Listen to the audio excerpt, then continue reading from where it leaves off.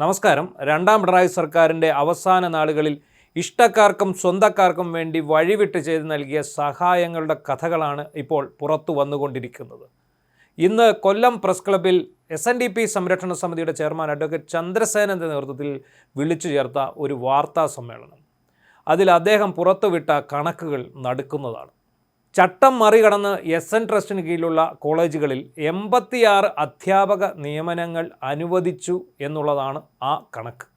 ഏതാണ്ട് 128ഓളം അധിക അധ്യാപകരാണ് SN ട്രസ്റ്റിൻ്റെ ഉടമസ്ഥതയിൽ Kerala, Calicut, Kannur, MG യൂണിവേഴ്സിറ്റികളുടെ കീഴിലായുള്ള കോളേജുകളിൽ നിലവിൽ സേവനമനുഷ്ഠിച്ചുകൊണ്ടിരിക്കുന്നത്. 2024 സർക്കാർ പുറത്തുവിട്ട ഉത്തരവിലാണ് ഈ 128 അധിക അധ്യാപകരെ SN ട്രസ്റ്റിൻ്റെ കീഴിലുള്ള കോളേജുകളിൽ കണ്ടെത്തിയിട്ടുള്ളത്. SN ട്രസ്റ്റിൻ്റെ മാത്രമല്ല NSSൻ്റെയും MESൻ്റെയും കോളേജുകളിലും ഇതുപോലെ അധിക അധ്യാപകരെ കണ്ടെത്തിയിട്ടുണ്ടായിരുന്നു. ഇതേ തുടർന്ന് കോളേജുകളിലേക്ക് പുതുതായി നിയമനം ആവശ്യമില്ല, അധ്യാപക തസ്തികകൾ ആവശ്യമില്ല എന്ന് സർക്കാർ തന്നെ നിർദ്ദേശിച്ചിരിക്കുന്ന കാലയളവിൽ ഉന്നത വിദ്യാഭ്യാസ വകുപ്പിൻ്റെ ശുപാർശ നിലനിൽക്കുമ്പോഴാണ് ഇപ്പോൾ 86 അധ്യാപക തസ്തികകൾ വീണ്ടും SNDPക്കായിട്ട് അനുവദിച്ചിരിക്കുന്നത്. നമുക്കറിയാം, നമ്മുടെ നാട്ടിലെ കോളേജുകളിൽ, അതായത് ആർട്സ് ആൻഡ് സയൻസ് കോളേജുകളിൽ നിലവിൽ കുട്ടികളുടെ എണ്ണം വളരെയധികം കുറവാണ്. കുറേ കുട്ടികൾ വിദേശത്തേക്ക് ഉപരിപഠനത്തിന് പോകുന്നു, മറ്റു കുട്ടികൾ മറ്റ് സംസ്ഥാനങ്ങളിലേക്ക് പോകുന്നു, കുറച്ചുപേർ പ്രൊഫഷണൽ കോഴ്സുകൾ തേടി പോകുന്നു, ഇനി മറ്റു ചിലർ തൊഴിലധിഷ്ഠിത കോഴ്സുകൾ അങ്ങനെ എന്തെങ്കിലും തേടി ITI പോലെയുള്ള സ്ഥാപനങ്ങളിലേക്കും പോകുന്നു. ഇതേ തുടർന്ന് ഡിഗ്രിക്കും അതുപോലെ PGക്കുമൊക്കെ മിക്ക കോളേജുകളിലും കുട്ടികളുടെ എണ്ണം കുറവാണ്. അതനുസരിച്ച് അധ്യാപകരുടെ എണ്ണത്തിലും കുറവ് വന്നു. ഇങ്ങനെ ഒരു പുനഃപരിശോധന ഉണ്ടായപ്പോഴാണ് 2024 എല്ലാ മാനേജ്മെൻറ്റുകളുടെയും കീഴിലുള്ള കോളേജുകളിൽ അധിക അധ്യാപക തസ്തികകൾ കണ്ടെത്തിയത്. അതിലേറ്റവും കൂടുതൽ SNDP, അതായത് SN ട്രസ്റ്റിൻ്റെ കീഴിലുള്ള കോളേജുകളിലായിരുന്നു. അപ്പോൾ ഈ 128 അധിക അധ്യാപകർ, അതായത് കുട്ടികളെക്കാൾ കൂടുതൽ അധ്യാപകർ നിലനിൽക്കുമ്പോഴാണ് ഇപ്പോൾ പിണറായി സർക്കാർ ഇറങ്ങിപ്പോകുന്നതിന് തൊട്ട് മുമ്പ് വീണ്ടും 86 അധ്യാപക തസ്തികകൾ അനുവദിച്ചിരിക്കുന്നത്. ഓർക്കണം, ഇതിനായി പ്രത്യേക അദാലത്ത് തന്നെ വിളിച്ചു ചേർത്തിരുന്നു. ഈ അദാലത്തിൽ SN ട്രസ്റ്റിന് പുറമെ NSSൻ്റെയും MESൻ്റെയും മാനേജ്മെൻറ്റുകളെയും ഉൾക്കൊള്ളിച്ചിരുന്നു.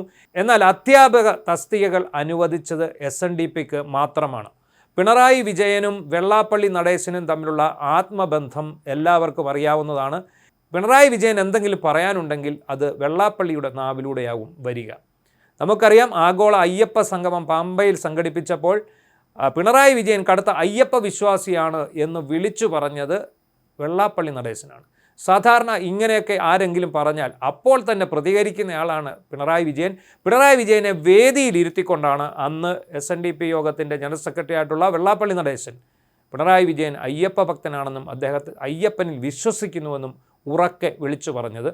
ഇതിനെതിരെ ഇന്ന് വരെ പിണറായി വിജയൻ ചലിച്ചിട്ടില്ല, വെള്ളാപ്പള്ളിയെ തള്ളിപ്പറഞ്ഞിട്ടില്ല എന്നുള്ളതാണ് വാസ്തവം. അതായത് താൻ വിശ്വാസിയാണെന്നുള്ള വിവരം തൻ്റെ നാവിൽ നിന്നല്ലാതെ മൂന്നാമതൊരാളിലൂടെ, അതായത് വെള്ളാപ്പള്ളി നടേശനിലൂടെ ഈ ലോകത്തോട് വിളിച്ചു പറയുകയാണ് അദ്ദേഹം ചെയ്തത്. പിന്നീട് വന്ന മലപ്പുറം പരാമർശങ്ങൾ, വർഗീയ പരാമർശങ്ങൾ എല്ലാം പിണറായി വിജയനു വേണ്ടി വെള്ളാപ്പള്ളി നടേശൻ നടത്തിയതായിരുന്നു എന്ന് കാലം തെളിയിച്ചു. വെള്ളാപ്പള്ളി നടേശൻ്റെ പ്രസ്താവനയെ പിന്താങ്ങിക്കൊണ്ടാണ് തങ്ങളുടെ ന്യൂനപക്ഷ വിരുദ്ധത ഇവിടുത്തെ സർക്കാർ കാണിച്ചത്.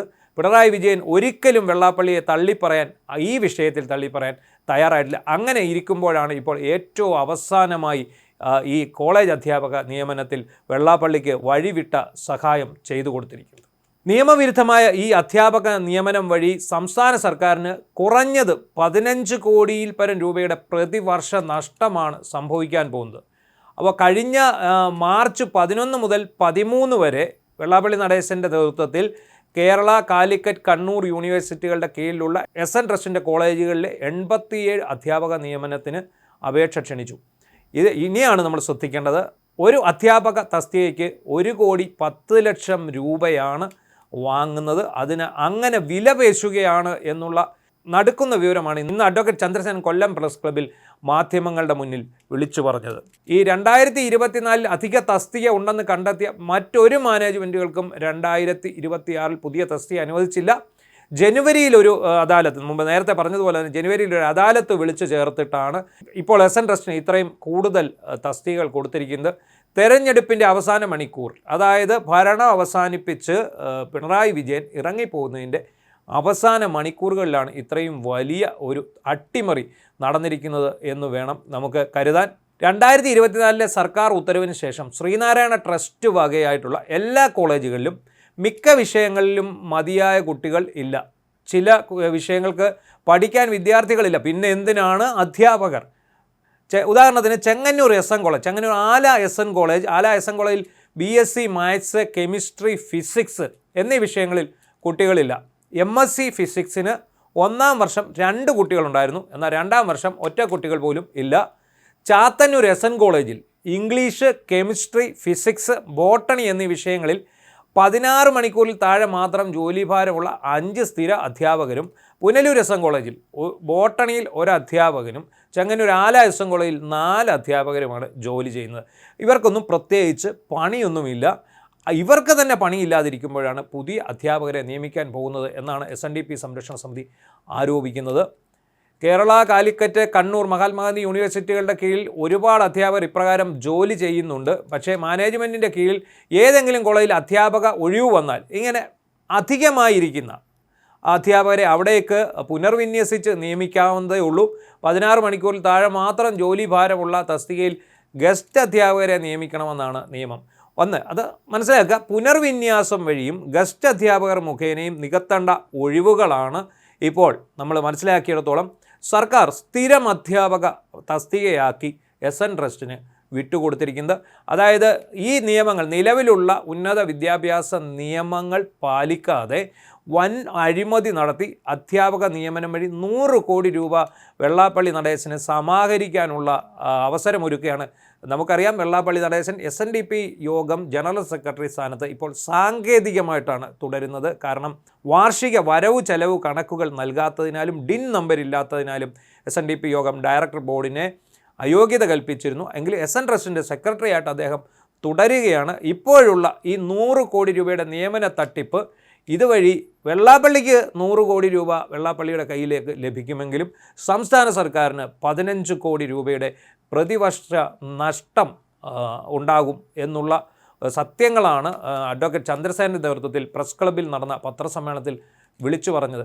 ഈ നിയമനത്തിന് കോഴ വാങ്ങുന്നതിനെ സംബന്ധിച്ച് വിജിലൻസ് അന്വേഷണം ആവശ്യപ്പെട്ട് SNDP സംരക്ഷണ സമിതി നേതൃത്വത്തിൽ സർക്കാരിന് ഹർജി നൽകിയിട്ടുണ്ട്. SN ട്രസ്റ്റ് മാനേജ്മെൻറ്റ് നടത്തിവരുന്ന ഈ നിയമന നടപടികൾ ഉടൻ നിർത്തിവെക്കാൻ സർക്കാർ തയ്യാറാകണമെന്ന് SNDP സംരക്ഷണ സമിതി ആവശ്യപ്പെട്ടിട്ടുണ്ട്. പക്ഷേ ഇപ്പോൾ ഉള്ള സർക്കാർ, നിലവിൽ ഈ തസ്തികകൾ അനുവദിച്ചിട്ട് ഇറങ്ങിപ്പോകുന്ന ഇടതു സർക്കാരിന് ശേഷം വരുന്നത് UDF സർക്കാർ ആണെങ്കിൽ അവർ പോലും ഈ കാര്യത്തിൽ എന്ത് നിലപാട് സ്വീകരിക്കും എന്നുള്ളതിനെക്കുറിച്ചാണ് അറിയേണ്ടത്. ഒറ്റ കുട്ടികൾ പോലും ഇല്ലാത്ത കോളേജിൽ, കുട്ടികളില്ലാത്ത ചില ബാച്ചുകളുള്ള SN ട്രസ്റ്റിൻ്റെ കീഴിലുള്ള കോളേജിൽ അവിടെ എല്ലാം പുതിയ അധ്യാപക നിയമനത്തിൽ ലേലം വിളി നടക്കുകയാണ്. ആ ലേലം വിളിച്ച് കിട്ടുന്ന പൈസ അതും SN ട്രസ്റ്റിൻ്റെ പേരിൽ വെള്ളാപ്പള്ളി നടേശൻ്റെ പോക്കറ്റിലേക്ക് പതിവ് പോലെ പോകും എന്നുള്ള ആശങ്കയാണ് SNDP സംരക്ഷണ സമിതി ചെയർമാനായിട്ടുള്ള advocate S. Chandrasenan, general secretary MV Parameswaran, സംസ്ഥാന കമ്മിറ്റി അംഗം വിനോദ് എന്നിവർ ഇന്ന് നടത്തിയ പത്രസമ്മേളനത്തിൽ വിളിച്ചു പറഞ്ഞിട്ടുള്ളത്. എന്തായാലും ഈ നിലപാടിനെതിരെ സംരക്ഷണ സമിതി കോടതിയെ സമീപിക്കാനുള്ള സാധ്യതയുണ്ട്. സർക്കാരിൻ്റെ ഭാഗത്തു നിന്ന് എന്താണ് ഇതിൽ ഇത്തരമൊരു വഴിവിട്ട നീക്കം അല്ലെങ്കിൽ ഇത്തരമൊരു വഴിവിട്ട നടപടിക്രമം, അതിന് എന്ത് മറുപടിയാകും സർക്കാരിന് പറയാനുണ്ടാവുക എന്നുള്ളതാണ് നമുക്കിനി അറിയേണ്ടത്. ഒന്നുകിൽ ഈ അധ്യാപക തസ്തികകൾക്കുള്ള നോട്ടിഫിക്കേഷൻ റദ്ദാക്കും, അല്ലെങ്കിൽ ഈ അധികമായിട്ടുള്ള അധ്യാപകരെ ഇനി ഒഴിവ് വരുന്ന സ്ഥലങ്ങളിൽ നിയമിക്കുവാനുമാണുള്ള സാധ്യത. അത് കിട്ടുന്നിടം വരെ, അത്തരമൊരു വിധി തങ്ങൾക്ക് കിട്ടുന്നിടം വരെ സമരവുമായി മുന്നോട്ട് പോകാൻ തന്നെയാണ് SNDP സംരക്ഷണ സമിതിയുടെ നീക്കം എന്നാണ് അറിയുന്നത്.